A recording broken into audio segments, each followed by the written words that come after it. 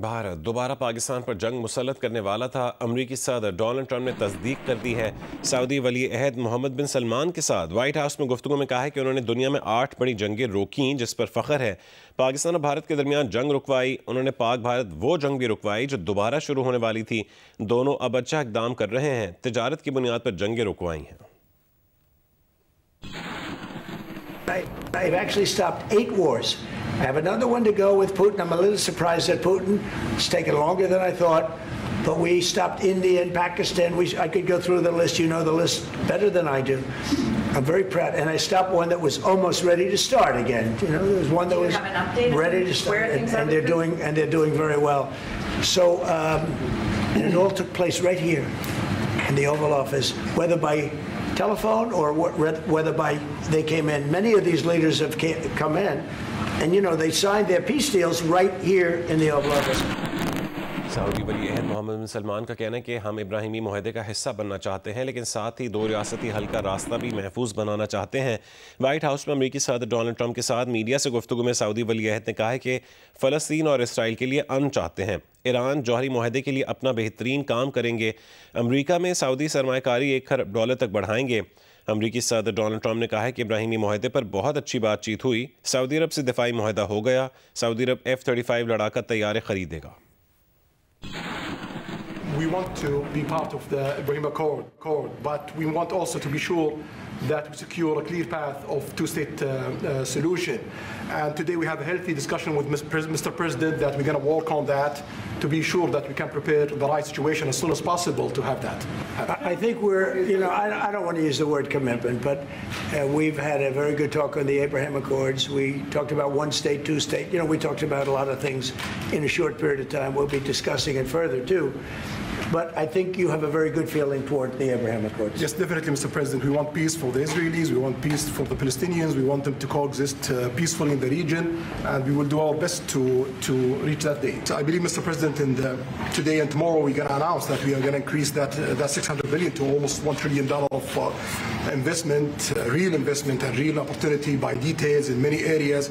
And the agreement that we are signing today in many areas in technology, in AI, in earth materials, magnet, etc., that will create a lot of investment opportunities. So you are doing that now. You're saying to me now that the $600 billion will be $1 trillion. Definitely, because what we are signing, it will facilitate that.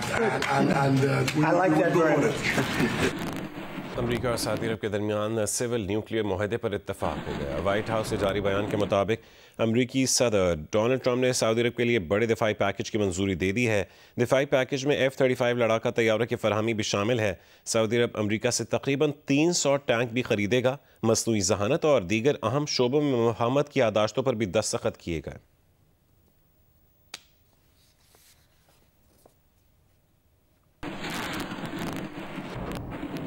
امریکہ نے سعودی عرب کو اہم naan NATO اتحادی ملک قرار دے دیا ہے۔ سعودی ولی عہد محمد بن سلمان کے اعزاز میں وائٹ ہاؤس میں شائع سے خطاب میں امریکی صدر نے یہ اعلان کیا۔ کہا کہ سعودی عرب کے ساتھ اسٹریٹجک دفاعی معاہدے پر دستخط کیے۔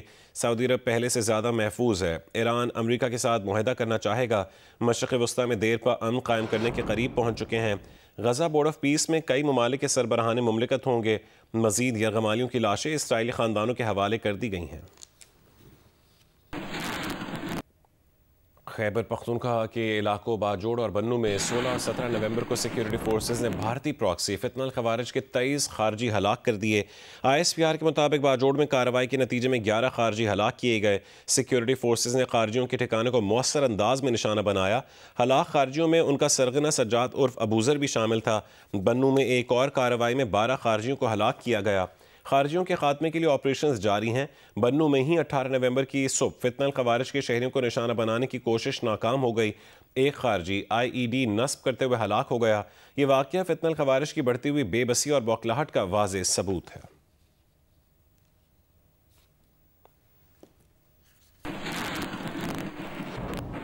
اڈیالہ جیل کے قریب گورکھپور ناکے پر علیمہ خان کے دھرنے کے خلاف پولیس کا آپریشن ہوا۔ دھرنا ختم کروا دیا گیا۔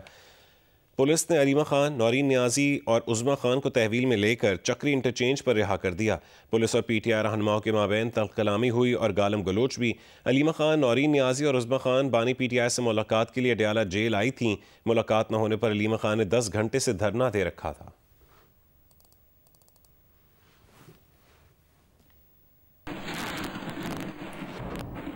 ستائیسویں آئینی ترمیم کے خلاف تحریک تحفظ آئین پاکستان نے اسلام آباد میں پارلیمنٹ ہاؤس سے سپریم کورٹ تک احتجاجی واک کی۔ اپوزیشن اتحاد کے سربراہ محمود خان اچکزئی نے جمعے کو ملک گیر یوم سیاہ منانے کا اعلان کیا ہے۔ حیدر شرازی کی رپورٹ دیکھیے۔ 27ویں آئینی ترمیم کے خلاف تحریک تحفظ آئین پاکستان کا احتجاج، پارلیمنٹ ہاؤس سے سپریم کورٹ تک واک۔ اپوزیشن رہنما، وکلاء اور کارکنان نے شدید نعرے بازی کرتے ہوئے آئین کی اس کی اصل شکل میں بحالی کا مطالبہ کیا۔ 26ویں ترمیم، 27ویں ترمیم، عدلیہ پہ حملہ۔ اپوزیشن اتحاد کے سربراہ محمود خان اچکزئی نے جمعہ کو یوم سیاہ منانے کا اعلان کیا۔ اسد کیسر نے کہا کہ آئین کو اس کی اصل شکل میں بحالی تک جدوجہد جاری رہے گی۔ عمران خان کو اور ان کے ساتھیوں کے ساتھ جو ظلم ہو رہا ہے، جو جیل میں اس کے ساتھ رویہ رکھا جا رہا ہے، جو اس کی ملاقاتیں نہیں ہو رہی ہے، عمران خان کو قانون کے مطابق منٹ پہ اس کو انصاف دیا جائے اور اس کو پوری طور پر رہا کیا جائے۔ آئین ایک حساس معاملہ ہوتا ہے، خدا کے لیے جتنا ڈیمیج ہونا تھا ہو چکا ہے، سب لوگوں کو لے کے چلے، آگے بڑھے، لیکن اس طرح سے نہیں۔ آئین کے ساتھ کھلواڑ نہ کرے۔ آئین ایک مقدس کتاب ہے، آئین ایک مقدس دستور ہے جس سے پاکستان کے سارے عوام متفق ہوتے ہیں۔ علامہ ناصر عباس نے کہا احتجاجی تحریک کا آغاز کر دیا، وکلاء ساتھ ہیں۔ ججز کے استعفے کے بعد اب عدالتوں سے بھی آوازیں آ رہی ہیں۔ کیمرامین خلیق احمد کے ساتھ حیدر شرازی، جیو نیوز، اسلام آباد۔ آل پاکستان وکلاء ایکشن کمیٹی نے 26ویں اور 27ویں آئینی ترمیم کو مسترد کر دیا ہے۔ لاہور ہائی کورٹ بار ایسوسی ایشن کی زیر اہتمام وکلاء ایکشن کمیٹی کا اجلاس ہوا۔ اجلاس کے بعد جاری اعلامیے میں کہا گیا کہ آل پاکستان وکلاء ایکشن کمیٹی وفاقی آئینی عدالت کو مسترد کرتی ہے۔ سپریم کورٹ کی موجودگی میں کسی آئینی عدالت کی ضرورت نہیں ہے۔ موجودہ ترامیم آئین کے بنیادی ڈھانچے پر غیر آئینی حملہ ہیں۔ صدر Lahore high court bar Asif Naswana کا کہنا تھا کہ ہر جمعرات کو ارجنٹ کیسز کے بعد عدالتی بوائیکاٹ کیا جائے گا۔ چیئرمین آل پاکستان وکلاء ایکشن کمیٹی منیر ملک کا کہنا تھا کہ 1973 کے آئین میں ایک ہی بڑی عدالت ہے اور وہ سپریم کورٹ ہے۔ سینئر قانون دان اعتزاز ایسے نے کہا ہے کہ لوگ کہتے ہیں کہ پارلیمنٹ بالادست ہے، وہ کہتے ہیں کہ آئین بالادست ہے، وہ اس حق میں نہیں کہ کسی عدالت کا بوائیکاٹ کیا جائے۔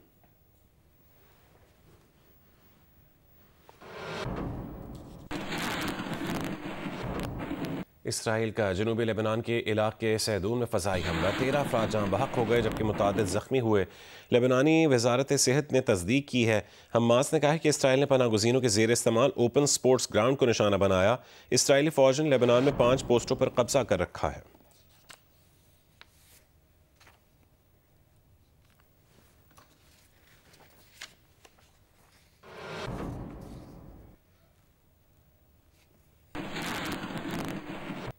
چار سدہ میں صدیوں پرانا کھدر سازی کا کاروبار مہنگائی اور لوڈ شیڈنگ کے باعث شدید متاثر ہے۔ کاروباری افراد کا کہنا ہے کہ بجلی کی غیر مستقل سپلائی اور بڑھتی ہوئی قیمتوں نے کام کو تقریباً رکوا دیا ہے۔ سبز علی خان ترین کی رپورٹ دیکھیے۔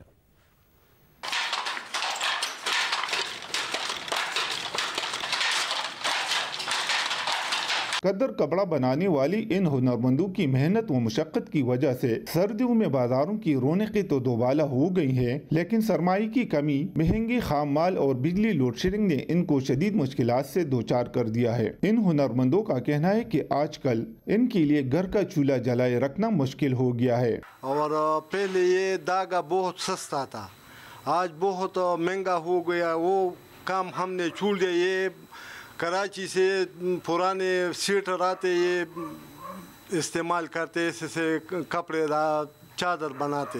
یہاں کے ہنرمند کاریگر کھڑیوں کے ذریعے تعدادیب و دلکش رنگوں اور ڈیزائنز میں ایسے مردانہ اور زنانہ شالز اور کپڑے تیار کرتے ہیں جو موسم سرما میں ہاتھوں ہاتھ بکتے ہیں۔ ہاتھوں سے یہ بنی ملبوسات نہ صرف مقامی سطح پر خریدے جاتے ہیں بلکہ ملک کے سرد علاقوں سمیت بیرون ملک بھی بھیجے جاتے ہیں۔ مختلف جگہوں سے لوگ آتے یہاں سے یہ کدر، شال اور یہ سوٹ وغیرہ لے کے جاتے ہیں۔ سارے پاکستان میں ہوتے، پاکستان سے باہر بھی بھی جاتے ہیں. ہر سال ہم آتے ہیں, خود بھی لیتے ہیں, دوستوں کے لیے, رشتہ داروں کے لیے بھی یہاں سے خریداری کرتے ہیں.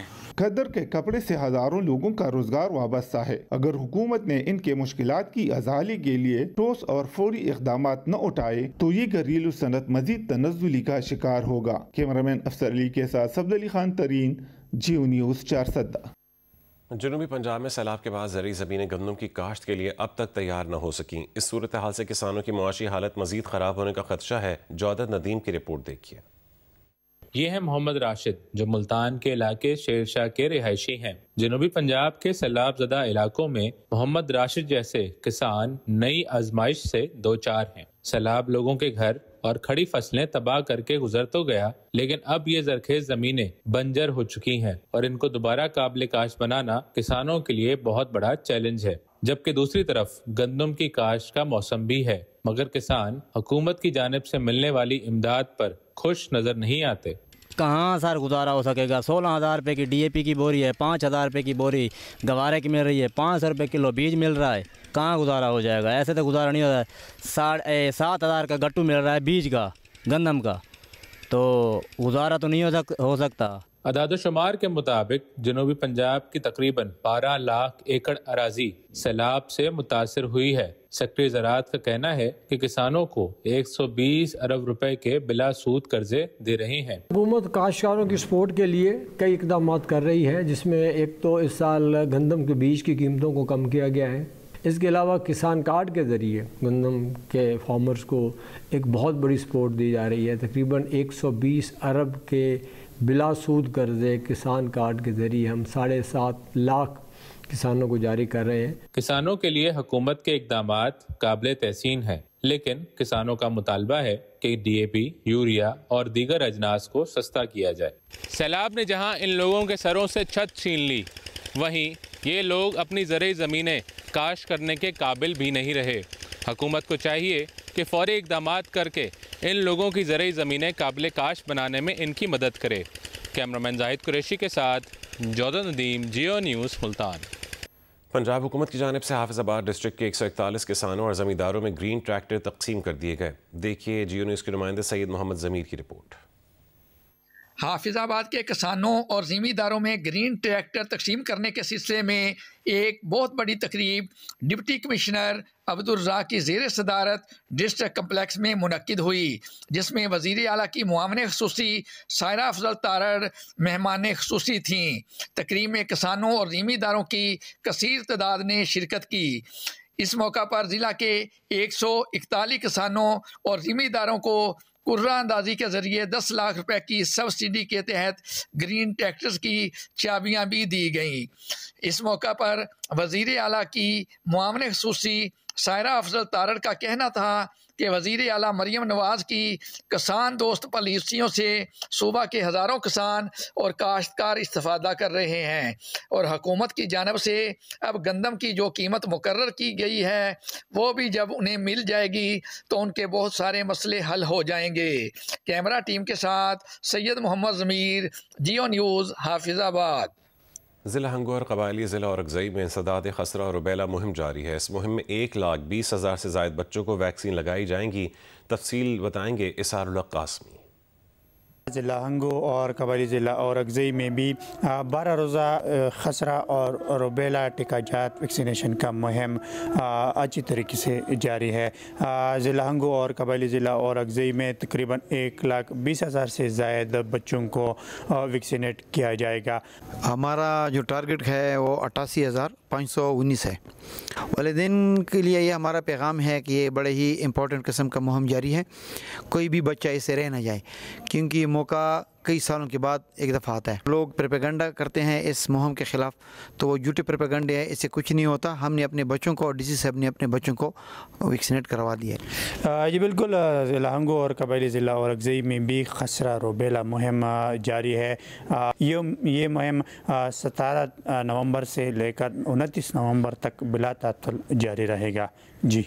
حیدرآباد کی تحصیل لطیف آباد میں شہری آلودہ اور بغیر فلٹر کے پینے کا پانی استعمال کرنے پر مجبور ہیں. دیکھیے علی نعیم کی رپورٹ. ایم کیو ایم کے دور نظامت میں 2009 میں 8 لاکھ آبادی کی تحصیل لطیف آباد میں پینے کے صاف پانی کی فراہمی کے لیے لطیف آباد نمبر 4 میں 3 کروڑ 54 لاکھ روپے کی لاگت سے فلٹر پلانٹ تعمیر کیا گیا، جو 1 سال بعد ہی غیر فعال ہو گیا، جس کے باعث لطیف آباد کے متعدد علاقوں یونٹ نمبر 4، 5، 6، 10، 11 سمیت مختلف علاقوں میں شہری آلودہ اور غیر فلٹر شدہ پانی پینے پر مجبور ہیں۔ لطیف آباد میں بہت گندا پانی آ رہا ہے، بالکل کالا پانی آ رہا ہے، مٹی والا آ رہا ہے، بچے بیمار ہو رہے ہیں، مضر صحت ہے، ظاہر سی بات ہے، چھوٹے چھوٹے بچے پیتے ہیں، نہا بھی نہیں سکتے ہم۔ یہی پانی پی رہے ہیں، اسی سے ہی گردے کی پتھری بھی ہو رہی ہے، گردے وغیرہ بھی خراب ہو رہے ہیں۔ امیر آدمی ہے وہ تو خرید سکتا ہے، غریب آدمی ہے یہی پانی پی رہے ہیں، اب کیا کریں، مجبوری ہے پینا بھی۔ پیپلز پارٹی کی حکومت نے لطیف آباد کے شہریوں کو پینے کے صاف پانی کی فراہمی کے لیے سال 2020 میں فلٹر پلانٹ کی اثر نو تعمیر کے لیے 74 کروڑ روپے سے زائد لاگت کے منصوبے کی PC1 منظور کی، لیکن منصوبہ تاخیر سے شروع ہونے کے باعث اس کی لاگت دگنی ہو گئی۔ تاہم میئر حیدرآباد کاشف شورو کا کہنا ہے کہ پیپلز پارٹی کی جانب سے فلٹر پلانٹ کی تعمیر پر شروع کیا جانے والا کام 70% مکمل ہو چکا ہے۔ دیکھیں سول اسٹرکچر 70 سے 80% الحمدللہ کمپلیٹ ہو چکا ہے، باقی جو ہم نے جو ایریا انکروچ تھی جو خالی کروائی ہے وہاں پہ، اور اس کے لیے ہم نے جو ریوائز PC کی ہے وہ بھی الحمدللہ فائنل ہو گئی ہے، تو اس کے اوپر ہماری کوشش ہوگی کہ یہ 2026 میں اس کو جولائی تک یا اینڈ تک ہم اس کو کمپلیٹ کر لیں۔ شہریوں کا کہنا ہے کہ منصوبے پر کام کا جاری رہنا خوشائن اقدام ہے، تاہم بلدیہ اعلیٰ حیدرآباد منصوبے کی تکمیل تک متبادل ذریعے سے لطیف آباد کے شہریوں کو صاف پانی کی فراہمی یقینی بنائے۔ کیمرامین قاضی شکیل کے ساتھ علی نعیم، جیو نیوز، حیدرآباد۔ 3 ملکی T20 سیریز کے پہلے میچ میں پاکستان نے زمبابوے کو 5 وکٹوں سے ہرا دیا۔ زمبابوے کی ٹیم نے پہلے کھیلتے ہوئے 8 وکٹ پر 147 رنز بنائے۔ پاکستان نے ہدف 4 گیندوں قبل ہی حاصل کر لیا۔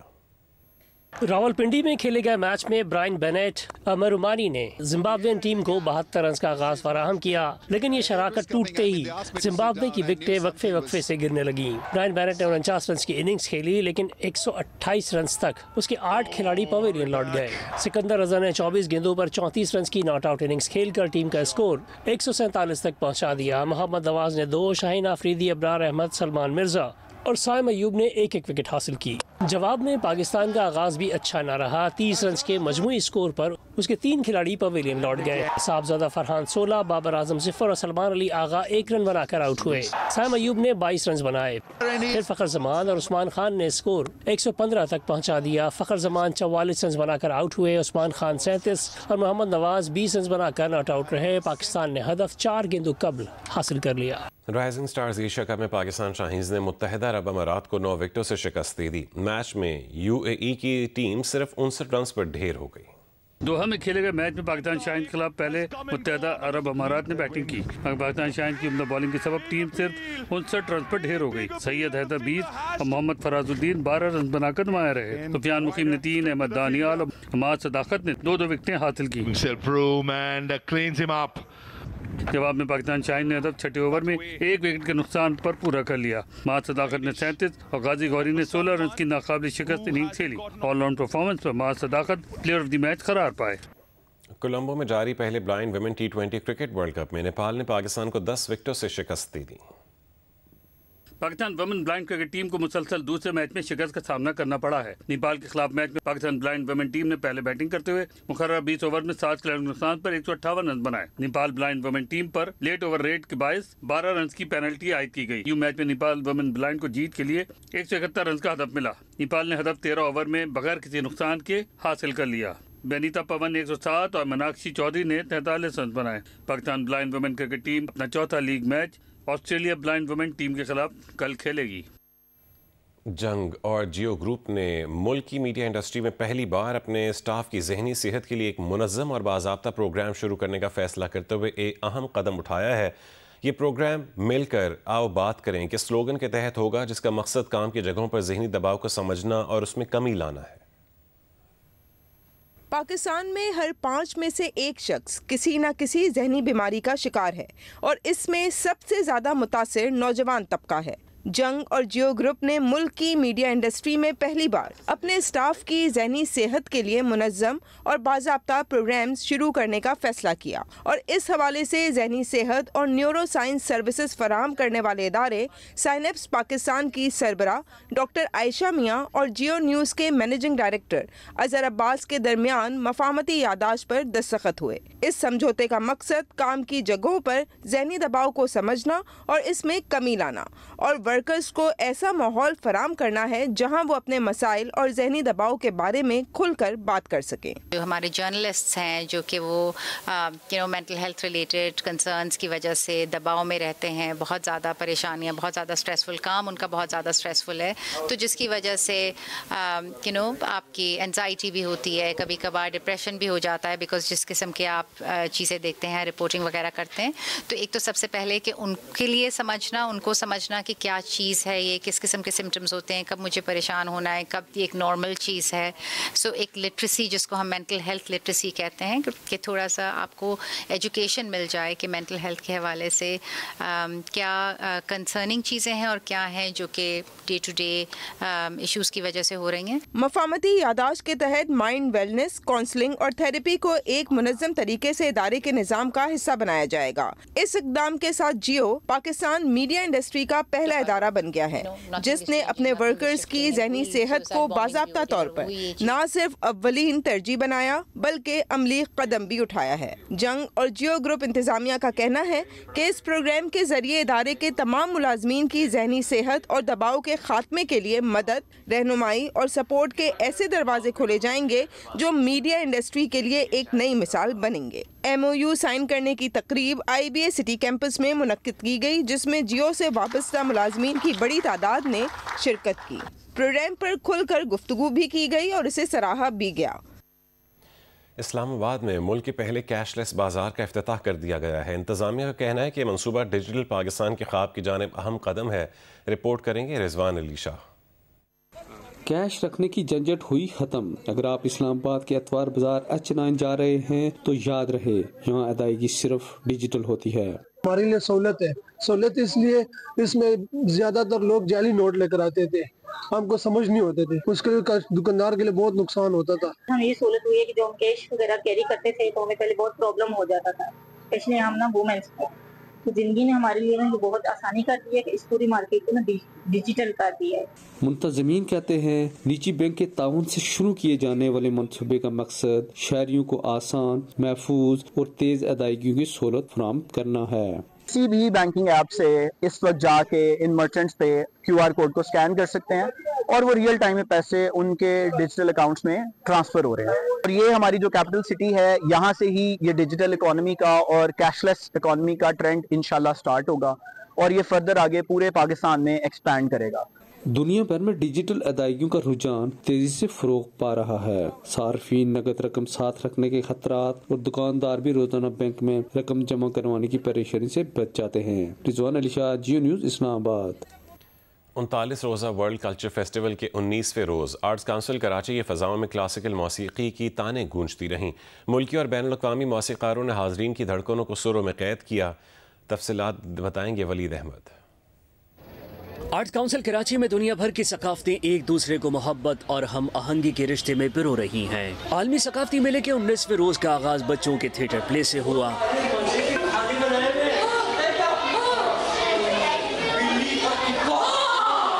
एशिया पैसिफिक शॉर्ट शोकेस के तहत 5 फिल्मों में मुख्तलिफ माशरों की कहानियां सामने आई। कमिश्नर कराची हसन नकवी और CCPO जावेद आलमोडो ने फेस्टिवल को पाकिस्तान का रोशन और खुशगवार चेहरा करार दिया। मैं तो सिर्फ यही ख्वाहिश करूंगा कि इस किस्म के मजीद इवेंट्स हों और हम हर महीने हर ऑल्टरनेट महीने पे इसी किस्म के इवेंट्स देखते रहें और लोगों को हम उसमें इंगेज करते रहें। This is the age of multiculturalism, लेकिन उसमें इस तरह की फंक्शंस और फेस्टिविटीज़ हमें यकजा होके इन चीज़ों को बालाए ताक रख के एक पक्की कम्युनिटी, एक citizen of the city, citizen of the province, citizen of the country बनने का हमें एक मौका प्रोवाइड करती हैं।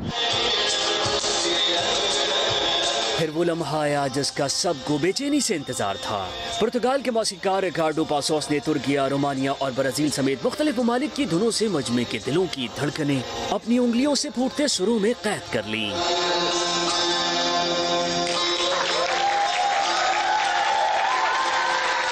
اس کے بعد استاد ممتاز سبزل، استاد فتح علی خان اور استاد نفیس علی خان کی کلاسیکل موسیقی کے دوران یوں لگا جیسے وقت تھم گیا ہو۔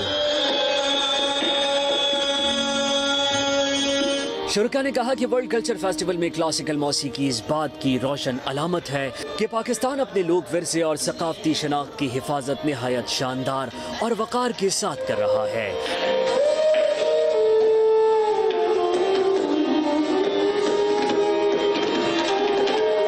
کیمرہ مین شاہد اسماعیل اور عدنان علی کے ساتھ ولید احمد، جیو نیوز، کراچی۔